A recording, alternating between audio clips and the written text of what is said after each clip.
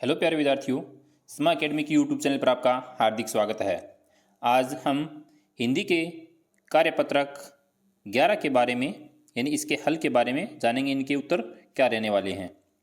दक्षता, व्यवहारिक व्याकरण, शब्द समूह में शब्दों के अर्थ को समझ पाना, यानी ये अपना कार्यपत्रक 11 है। अगर आपने अभी तक चैनल को सब्सक्राइब नहीं किया तो प्लीज़ चैनल को सब्सक्राइब जरूर करें। फर्स्ट यानी जो पहला प्रश्न अपने पास है, दिए गए वाक्यांश के लिए एक शब्द चुनकर लिखिए, यानी एक शब्द में उत्तर देना है।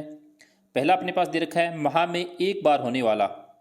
माह में एक बार होने वाला ऑप्शन दे रखे हैं पाक्षिक, दैनिक, मासिक, साप्ताहिक। तो माह में एक बार होने वाला मासिक, तो यहाँ पे अपना राइट आंसर है मासिक, तो यहाँ पे भरा हुआ है। दूसरा है लोहे का सामान बनाने वाला। जो लोहे का सामान बना तो उसे क्या कहते हैं? सुथार, लुहार, तो उसे लुहार कहते हैं। तो यहाँ पे अपने को क्या लिखना है? लुहार। नेक्स्ट है रक्षा करने वाला। रक्षा करने वाले को रक्षक कहते हैं, तो यहाँ पे अपना ऑप्शन हो जाएगा रक्षक। फिर है नाव चलाने वाला, तो नाव चलाने वाले को नाविक कहते हैं, तो ये अपना राइट आंसर हो जाएगा। बहुत इजी है। दूसरा प्रश्न, दिए गए वाक्यांश के लिए एक शब्द लिखिए। साल का अंतिम महीना, तो साल का अंतिम महीना कौन सा होता है? दिसंबर, तो अपन दिसंबर लिख देंगे। चिकित्सक जिसका उपचार करता है, चिकित्सक किसका उपचार करता है? मरीज का या फिर रोगी का, तो मरीज लिख देंगे। जिससे हम लिखते हैं, तो जिसे हम लिखते हैं उसको क्या बोलते हैं? कलम, तो कलम लिख देंगे। जो हमें समय बताती है, समय हमें कौन बताता है? घड़ी, तो घड़ी लिख देंगे। अगला प्रश्न है, दिए गए शब्दों के भिन्न अर्थ वाले शब्दों पर गोला लगाइए। जिनका अर्थ भिन्न है उस पर गोला लगाना है। जैसे दुश्मन, तो दुश्मन का अर्थ शत्रु होता है, बैरी होता है, लेकिन दोस्त क्या होता है? इसका विलोम होता है। भोर, भोर का अर्थ क्या होता है? यानी शाम, उषा, सवेरा, तो भोर होती है शाम, उषा, सवेरा, तो यहाँ पे सवेरा क्या हो जाएगी? यानी इस पे गोला लगाना है। बारिश, बादल, वर्षा, बरसात, तो क्या हो जाएगी? वर्षा बरसात सेम है, तो बादल क्या हो जाएगा? अलग हो जाएगा। नभ यानी आसमान, गगन होता है, सागर क्या हो जाएगा? अलग हो जाएगा। कन्या क्या होती है? पुत्री, कन्या, महिला, यानी पुत्री होती है, कन्या होती है, महिला नहीं होती है। ये क्या हो जाएगा? इसका भिन्न हो जाएगा अर्थ। के बाद में नेक्स्ट 12 नंबर, कार्यपत्रक 12 में गद्यांश या पद्यांश को पढ़कर समझ के साथ यानी प्रश्नों के उत्तर दे पाना। पुराने शहर जैसलमेर में बनी ऐतिहासिक हवेलियों को देखने के लिए भूल भुलैया जैसी गलियों में पहुंचे। गाइड के मार्गदर्शन में बढ़ते हुए हमने पटुओं की हवेली, सालिम सिंह की हवेली और नथमल की हवेली देखी। ये हवेलियाँ करीब 300 साल पुरानी हैं। ये हवेलियाँ देखने में अद्भुत है। ये हवेलियाँ गर्मियों में ठंडी और जाड़ों में गर्म रहती है। तो इस तरीके से अपने को एक गद्यांश दे रखा है। इनके उत्तर अब अपने को प्रश्न पढ़ने और इनके उत्तर देने हैं। पहला है उपयुक्त गद्यांश का उचित शीर्षक लिखिए। तो उचित शीर्षक क्या होगा इसका? यानी जैसलमेर की ऐतिहासिक हवेलियाँ, ये इसका उचित शीर्षक है। दूसरा प्रश्न है, गद्यांश में कौन से शहर की यात्रा का वर्णन किया गया? तो आपको पता है कौन से शहर की यात्रा का वर्णन है? जैसलमेर, तो अपन यहाँ पे लिख देंगे जैसलमेर। फिर अगला प्रश्न है, शिक्षक से जानकारी करके लिखिए ऐसा क्यों होता है कि हवेलियाँ गर्मियों में ठंडी और जाड़ों में गर्म होती है? तो इसका कारण होता है दीवारें मोटी मोटी होती है जो इंसुलेशन का काम करती है, तो बाहर की सर्दी या गर्मी का असर अंदर कम होता है। यानी बाहर की जो गर्मी होती है वो अंदर नहीं पहुंच पाती है, और जो बाहर सर्दी होती है वो भी अंदर नहीं पहुंच पाती है। इस कारण उनका जो टेम्परेचर है वो क्या बना रहता है? सामान्य बना रहता है। अगला प्रश्न है, गाइड का कार्य होता है। गाइड क्या काम करता है? मार्गदर्शन का काम करता है। तो अपना ऑप्शन यानी हो जाएगा ख, तो राइट ऑप्शन हो जाएगा ख, मार्गदर्शन करना। पुराने शहर की हवेलियाँ कितनी पुरानी थी? तो इसमें कितनी पुरानी बताई गई है? 300 वर्ष पुरानी बताई गई है, तो ये ऑप्शन अपना सही हो जाएगा।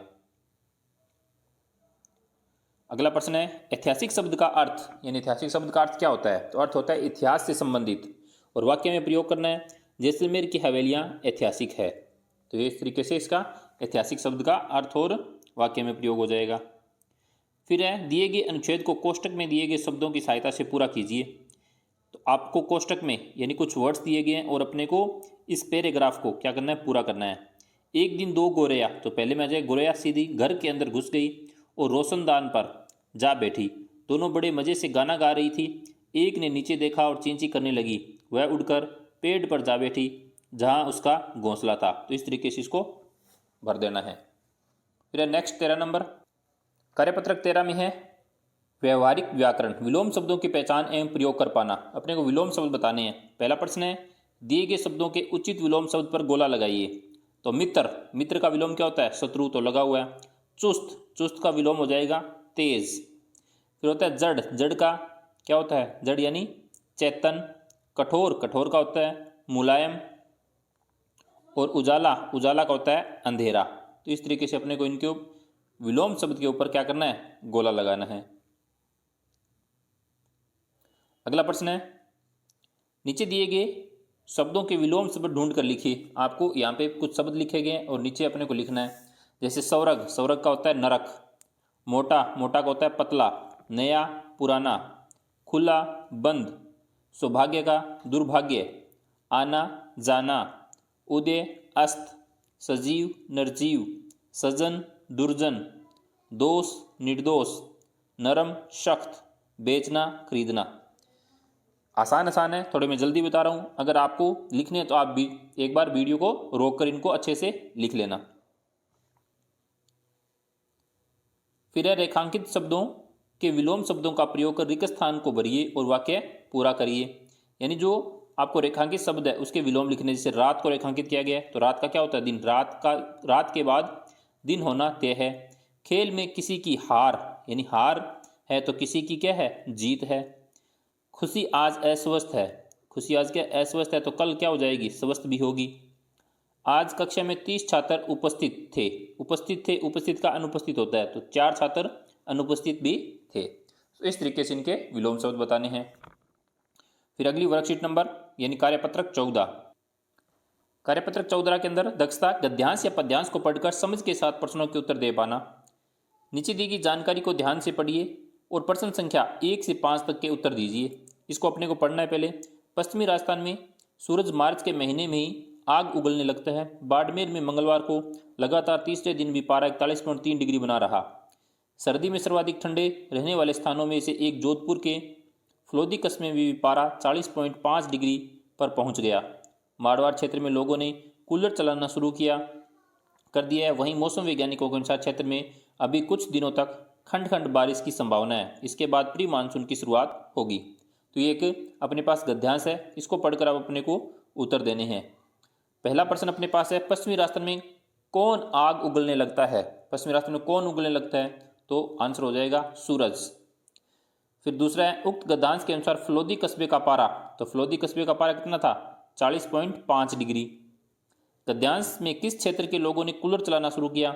तो मारवाड़, यानी मारवाड़ के लोगों ने क्या कर दिया? कूलर चलाना शुरू कर दिया। यहाँ पे देखो।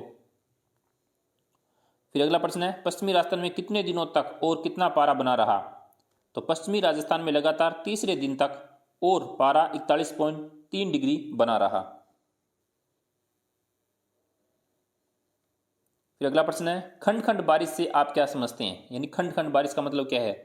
ऐसी वर्षा जो रहर है अथवा रुक रुक कर हो अथवा नगर के किसी एक भाग में तो हो और दूसरे भाग में न हो, ऐसी बारिश को खंड खंड बारिश कहते हैं।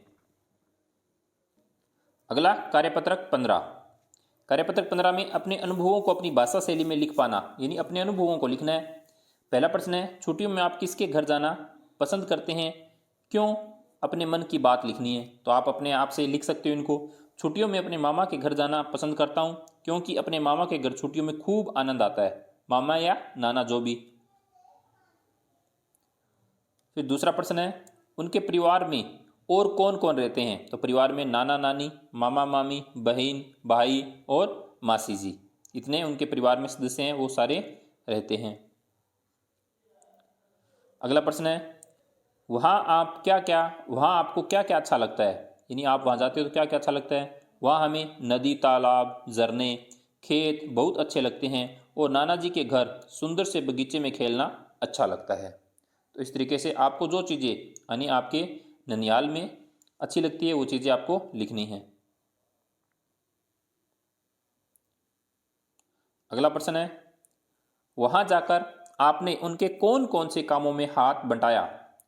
तो आप कौन से कामों में हाथ बंटाते हो वो आपको लिखना है। बगीचे में लगे पौधों को पानी दिया और पूजा पाठ में हाथ बंटाया, तो आपको लिख देना है, बगीचे में पौधों को पानी दिया और पूजा पाठ में हाथ बंटाया।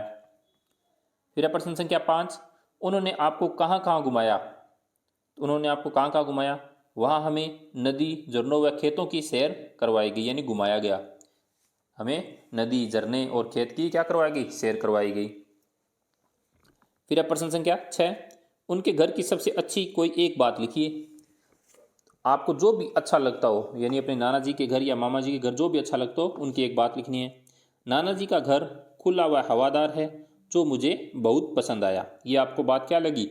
अच्छी लगी। इस तरीके से आप इसको यानी वर्कशीट 11 से लेकर 15 तक इनको आसानी से भर सकते हैं, समझ के भर सकते हैं। और एक दो आगे की वर्कशीट जो पहले करवाई है वो विलोम शब्द वाली, वो आपको अच्छे से याद भी होनी चाहिए।